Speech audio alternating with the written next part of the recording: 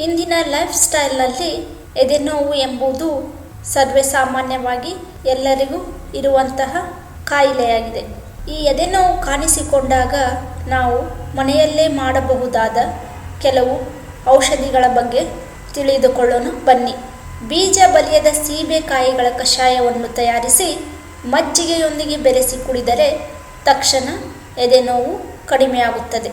ಒಂದು ದೊಡ್ಡ ಬಟ್ಟಲು ತಣ್ಣೀರು ಮತ್ತು ನಿಂಬೆ ರಸವನ್ನು 1 ವಾರದವರೆಗೆ ಸೇವಿಸುತ್ತಿದ್ದರೆ ಎದೆನೋವು ಕಡಿಮೆಯಾಗುವುದು.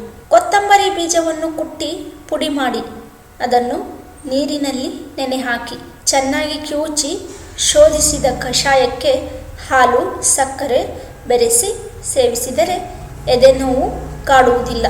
ಕೊತ್ತಂಬರಿ ಸೊಪ್ಪನ್ನು ಎಳನೀರಿನಲ್ಲಿ ರುಬ್ಬಿ ಕಲ್ಲು ಸಕ್ಕರೆ, ಏಲಕ್ಕಿ ಪುಡಿ ಸೇರಿಸಿ ದಿನವೂ 1 ಬಾರಿ ಸೇವಿಸುತ್ತಿದ್ದರೆ ಎದೆನೋವು ಕಡಿಮೆಯಾಗುವುದು.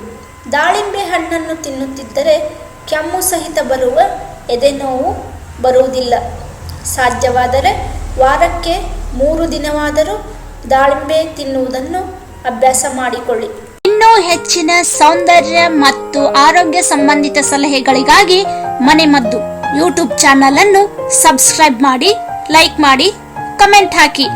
ಧನ್ಯವಾದಗಳು.